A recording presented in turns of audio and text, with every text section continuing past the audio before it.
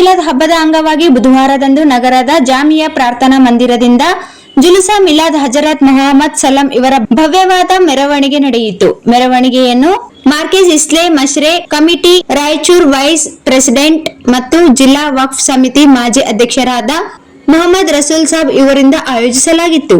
ನಗರದ ಪ್ರಮುಖ ರಸ್ತೆಗಳಾದ ಸರಾಫ್ ಬಜಾರ್, ತೀನ್ ಕಂದಿಲ್, Zakir Hussain circle, jail ರಸ್ತೆ, ಮಹಾನಗರ ಪಾಲಿಕೆಯ ಮುಖ್ಯ ರಸ್ತೆಯಿಂದ ಈದ್ಗಾ ಮೈದಾನದವರೆಗೆ ತೆರಳಿತು. ಈ ಮೆರವಣಿಗೆಯನ್ನು ಮುಸ್ಲಿಂ ಸಮಾಜದ ಹಿರಿಯರಾದ ಮತ್ತು ಮಾಜಿ ವಕ್ಫ್ ಸಮಿತಿ ಅಧ್ಯಕ್ಷರಾದ ಮೊಹಮ್ಮದ್ ರಸೂಲ್ ಅವರು ಮೆರವಣಿಗೆಯನ್ನು ನಿರ್ವಹಿಸುತ್ತಿದ್ದರು. ಮೆರವಣಿಗೆ ನೇತೃತ್ವವನ್ನು ಮಾಜಿ ಶಾಸಕರಾದ ದಿವಂಗತ ಸೈಯದ್ ಯಾಸೀನ್ ಇವರ ಸುಪುತ್ರರಾದ ಸೈಯದ್ ಶೋಹೇಲ್ ಅವರು ವಹಿಸಿದ್ದರು. ಮೆರವಣಿಗೆಯಲ್ಲಿ ಹಿಂದೂ ಮುಸ್ಲಿಂ ಬಾಂಧವರು ಸೇರಿದಂತೆ ಎಲ್ಲಾ ಧರ್ಮದ ಜಾತಿಗಳ ಸಾವಿರಾರು ಜನರು ಭಾಗವಹಿಸಿ ದೇವರ ಆಶೀರ್ವಾದದ ಸ್ವರೂಪದ ಶಾಲುಗಳನ್ನು ಹಾಕಿಕೊಂಡು ದೇವರ ಸ್ಮರಣೆ ಮಾಡಿದರು. ಪರಸ್ಪರ ಹಬ್ಬದ ಶುಭಾಶಯಗಳನ್ನು ಕೋರಿದರು.